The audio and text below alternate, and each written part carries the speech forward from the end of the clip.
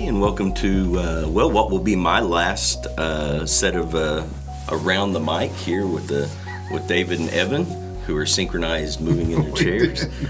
We are, Melanie and I, as we announced at church, now we've been a couple weeks ago, that we've taken an associational missionaries position in Southeast Arkansas, and we'll be headed that way. And so we ask for your continued prayers as we covet to pray with you guys here at Altona for the things that are coming. And I think it's an appropriate time to talk about joy. And I always reference a David Petit song. David Petit is an Oklahoma revival singer who writes a lot of parodies.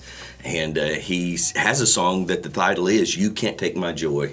And the chorus is, "You can't take my joy, no, you can't take my joy. You didn't give it, so you can't take it away.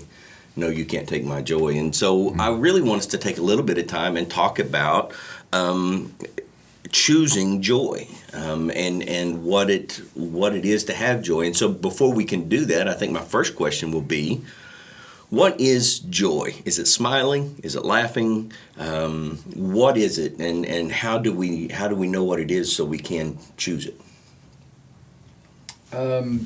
If I have to give a definition of it, that's a really hard definition. I really am a big fan of dictionary definitions. But if I'm given my personal version of it, I'm going to say that it is, it's obviously one of the fruits of the Spirit that we get in Scripture. But if you get the top three, love, joy, and peace are the first three. Those three go so well together to me, and then they kind of give us, maybe lead us to the rest of them. But I equate peace and joy very much with each other. When I don't have peace, it's really hard to have joy. When you don't have joy, it's really hard to have peace. And so they're I don't want to say they're synonymous with each other, but they are very linked to me. And so joy is a feeling of almost contentment would be a good way that I think I would describe it for myself, that it, like you said, you didn't give it, you can't take it away. It is a state of just being pleased with the status of what it is. Okay. And like I said, it kind of relates to peace so well to me. They go hand in hand. Absolutely. Yeah, he said that well. Because I was going to say it's not happiness. People try to act like being joyful is being happy. It's not. It's about in every situation, even the worst possible situations, like David said, you're content. I wanted to use a verse that's been prevalent in these past couple of weeks for me.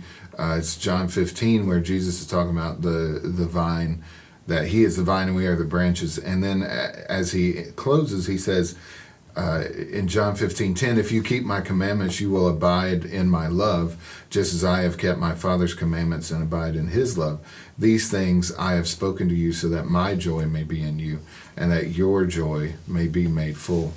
And so how is our joy made full? It's made full in doing the Father's commands. So I may have jumped ahead there, but I think that's a good definition of, we want Jesus' joy. Well, he's saying, my joy is in doing what my Father says, and I'm telling you to do that too so that your joy can be made full.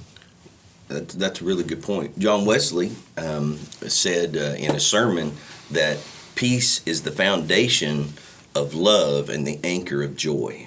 And that love is an action built on peace, and joy is an attitude that's held in place by peace. And so he did the same thing you did in tying those first three of the fruit of the Spirit together. So I'm as good as Wesley. You're as good as Wesley.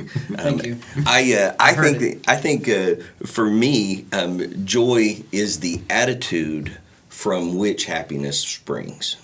I think it is an internal attitude, and that's why we can choose it. I think happiness is more of that interaction of joy with the world around me, and that is I hate to say superficial, but happiness is more of a superficial emotion. Joy is more of an internal attitude, and as joy interacts with the world around us, sometimes we find happiness, sometimes we find strife and difficulty, but joy is still an attitude that's deeper than those emotions.